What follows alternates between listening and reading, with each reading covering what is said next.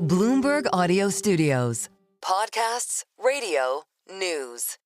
Turning from markets to the nation's capital, infighting between House Republicans threatening to delay a much-anticipated tax bill. The key issue, SALT cap increases. One man at the center of all of that, among others, Congressman Mike Lawler of New York. The congressman joins us now from Capitol Hill for more. Congressman, welcome back to Bloomberg Surveillance, sir. It's good to see you again. Thanks for having me. Let's talk about progress made this week. Speaker Johnson keeps saying we're getting closer and closer. What's your assessment of how much progress we've made so far this week? Well, finally this week, we had the opportunity to sit down and go through real numbers and start to have a negotiation. And I think that was long overdue. We had been pushing for months to have that conversation with the Ways and Means Chairman, with the Speaker. So we finally began that process. And obviously, this is something that's going to have to be negotiated over the weekend to get to hopefully an agreement when it comes to the issue of SALT. We understand the proposal, a tripling of the deduction to $30,000. Could you give us a sense on how far apart you are right now? Well, there's a number of issues. Number one, the marriage penalty and eliminating that for those filing jointly. Number two, there is real concern about reverting to a $10,000 cap, which none of us support. That is a real challenge. Number three, the fact is these income limits are a problem.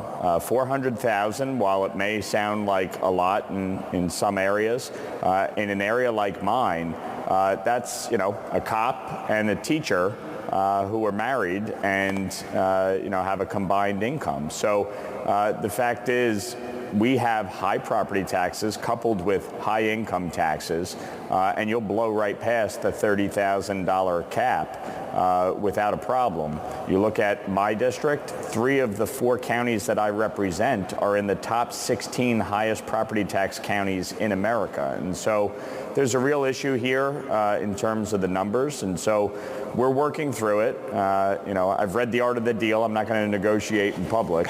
But the fact is that, we need to make some significant concessions to get to a number. Congressman, what would you like to see cut to offset some of the increases to the SALT tax deduction? Because ultimately, the SALT cap, because that's a real concern right now for markets, is how much does that alone increase the deficit? Well, a few things. Number one, any cap is a savings, okay? Because the fact is that the cap on SALT expires at the end of the year. So we are actually giving them a pay-for by agreeing to a cap. That's number one, and people should recognize that as part of these negotiations. Number two, there's a number of levers that can be dealt with here in terms of savings versus adjustments within the tax code. That's what we're talking about. We're waiting to hear back from the Speaker and then be able to make a honest determination as to what we can get to. There's also this issue, Congressman, that as this debate has raged on, there's been an argument that you have pioneered saying that moderates make the majority for Republicans and that you need to be able to punch above your weight because without you, they wouldn't have the position that they actually have. How much is this sort of setting the stage for what's to come? How much do you see this as a theme that we're going to hear about quite a bit as we head to the midterms? Well, listen, we have a 220-seat majority, and 3 of us won districts that Kamala Harris won. You lose the 3 of us and you're in the minority very quickly. Look, I think the reality of this is math. And I certainly respect all of my colleagues. They're all here to represent their districts, as am I. And my district has different needs than some of my colleagues who are in safer seats, who are in more Republican seats. That's just a reality of life. And so to me, this is about compromise. None of us are going to get everything we want in this bill or any bill. But all of us have to find a way to work together to keep the majority and make sure that we're delivering for the American people and our districts. And that's what I'm doing in fighting for this issue, fighting to protect Medicaid. I have one of the highest, a district with one of the highest number of recipients of Medicaid. There are people who rely on these critical programs, and I'm doing everything I can throughout this process to protect that, including blocking any changes to FMAP, per capita caps, block grants, dish cuts. We've been able to do that throughout this process and make sure that those who rely on these programs receive the benefits that they need, while making sure that we eliminate waste, fraud, and abuse, prevent illegal immigrants from receiving Medicaid benefits, make sure that able-bodied adults without dependents are working or going to school, and making sure that those who are no longer eligible are not continuing to receive benefits. Those are common sense reforms that the vast majority of the American people support. Congressman, you mentioned the out of the deal. Let's talk about the author of the out of the deal. The president's on his way back to Washington. Do you have plans to speak to him? And do you have a decent sense of what his position is? I will be reaching out to connect with him for sure. I think he obviously had a very successful trip in the Middle East, brought back significant investment into the United States in agreements with Saudi Arabia, UAE, and Qatar. And that obviously bodes well for the American economy as we move forward. So this was a great trip for the president as chair of the Middle East and North Africa subcommittee.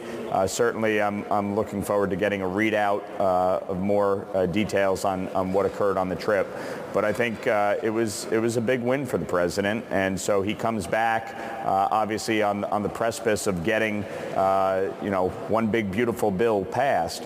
And so we have a little bit of work to do still, but I think it's been a very good week for the president. I know you've been up all night. I just wanted to squeeze in one more question that I think is relevant to a lot of our audience.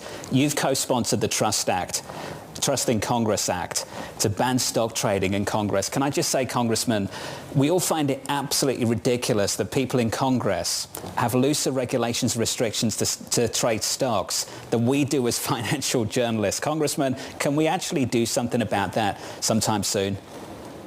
Look, I am in full support. The fact is, you're here to serve. If you want to make money, leave. This to me is a very common sense reform to make sure that members of Congress or their spouses, we've seen some spouses who are prolific traders in recent years. The fact is they should not be benefiting from inside knowledge or information gleaned from meetings they have, committee hearings they hold, or legislation that is pending.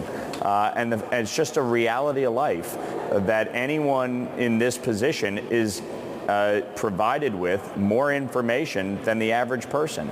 Yep. And therefore, it is imperative to make sure that members of Congress or their spouses are not benefiting from that information, and all of their assets should be put in a blind trust, period. If they're that good at trading, they should start a hedge fund. Congressman, appreciate your time, exactly, sir. Going to have a busy weekend, I'm sure. Let's hopefully catch up again soon. Congressman Mike Lawler there.